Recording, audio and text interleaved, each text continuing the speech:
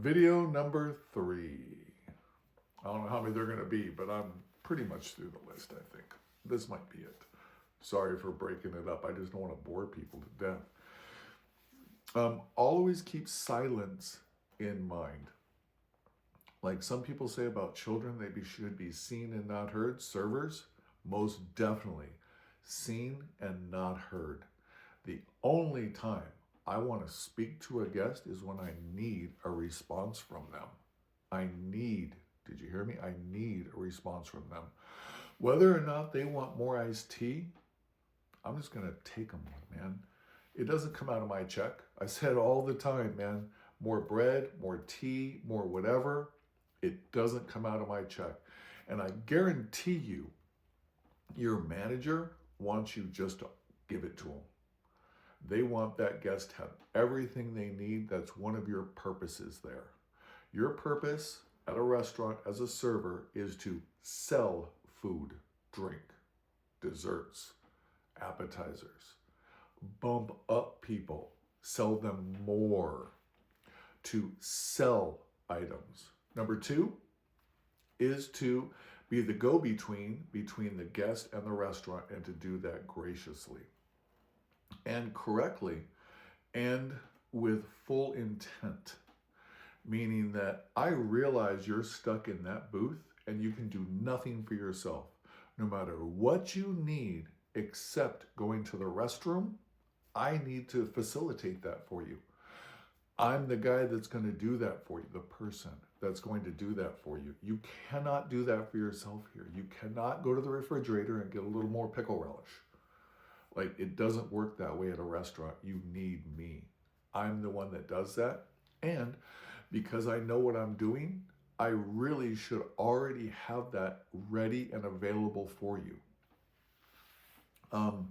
So when setting plates down, silverware, all of that stuff, don't stack at the table. It's just noisy. Who wants to see that? I don't even like stacking in my hand on my tray. The only way I'm going to stack is if it's on a tray on a stand and it's like a little bit away from you and I can do it quietly. Otherwise, I'm just going to put the plates on. I'll make 2 trips rather than make a bunch of noise. Simple as that. When you're doing the check, when you're playing with the check, don't ask them if they want change. Just take it to them. It's so rude. Did you want change? Don't beg. Do you need to beg for your gratuity? I earn my gratuity. If you need to beg, you need to do something else.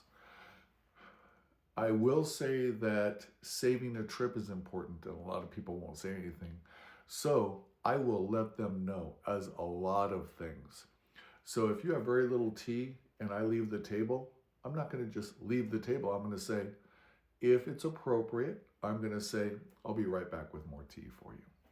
Aside from that, is there anything else I can get anyone? And when it's check time, I say, I'll be right back with your change. And they're going to say, no, it's for you. Thanks. Or, yes, please. Thank you. Or nothing. And then you take the change back and they leave the change and you get all pissed off. But you know what? You made your money. You're never going to change them. Don't be mad. Just take your money and go on about your day. Period.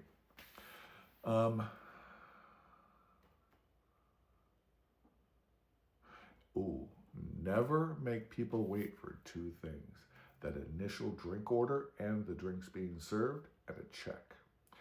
It comes down to, these are 2 points that people are going to remember. They remember the beginning and the end of things. The beginning and end of their restaurant experience, you're not going to like to hear this, but the host is the most important person in that restaurant in this respect. They're the first person they speak to. They're the last person that speaks to them when they leave. We have a host at work that I absolutely love. I wish I could clone her and have 18 of her. And I know for a fact that the district manager, he wishes he could clone her and put 3 of her in every host that he has. He dreams of having her in that position. That's how good she is. But, like, I make more money because of her. It's as simple as that. She greets them correctly, properly, quickly, and when she seats them down, God only knows how she does it. She, everything that that person says to her, it's as if it's the first time she's ever heard it, and she's actually excited for that person and their news and what's going on in their life. It's amazing. You have a hard time, and I have a hard time reciting what salads we have in an authentic, genuine way. Imagine listening to it's someone's birthday, another birthday, oh my God, and being happy for them for celebrating their birthday. It's insane. I love when she works. I'm sorry, I'm reading and trying to wrap the whole thing up. Your manager is an ally to you. Use them. My whole theory of restaurants is that I work a business within their business. As long as I do the things they need me to do and require that I do, the extras I do, those are on me, because I want a successful business within their business. Did you hear me? I operate a business in their business. You need to treat serving in that manner. You're going to be so far ahead and you're going to make so much more money if you do that. I'm not even kidding. Don't look at it as the man is making me do. No. Satisfy their wishes and then go above and beyond. That's how you make your mark. That's how people ask for you. That's why people ask for you. And trust me on this. You're going to, if you do this and treat people and tell them they can ask for you when they come in, you're going to be making other servers mad, because you're going to get 3 and 4 guests out the door, or in the door, or however you want to look at it. The 3-4 tables in a row are going to come to you and not them. And they're going to be wondering, are they not following rotation? What's going on? No, because people are asking for you. You're getting those seatings. And you know what?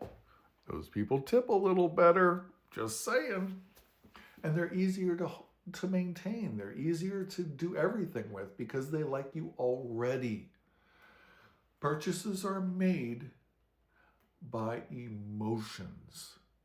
And if they have good feelings about you, that's the first step to having good emotions and purchasing more and tipping more, etc., etc.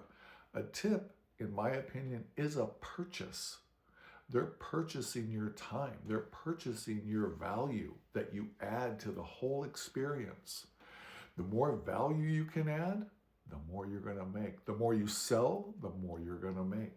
It's as simple as that. So use the manager as your ally. Having problems with a guest?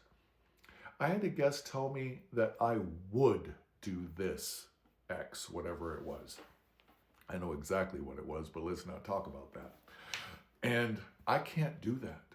And I know for a fact we're not going to do it. We will not do what they asked us to do. It's negative stuff. Let's not talk about that. But we're not doing it, man. We're simply not going to do it. So when I tell them, unfortunately, I'm not capable of doing that, we can't do that. And real life scenario, my computer system no longer allows that. 5 years ago, I could have done whatever I wanted to do about this, and I could have done that for you, even though it's not within our guidelines to do it, and the terms and conditions don't allow that.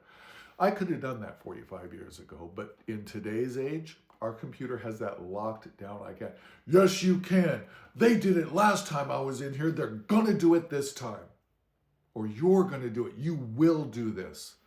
I had a customer throw something on the table at me and say, just make it happen. Like that. Exactly like that. I wish I was making, you can't make that up. Threw it down. Make it happen. Wow. Okay. Not a problem. Here's what I made happen. I took that thing to the manager and I said, here's the situation, and this was just thrown on the table at me. Make it happen. Could you please go and explain to them why this cannot happen? I assure you, I've already explained it to them, but they need to hear it from you.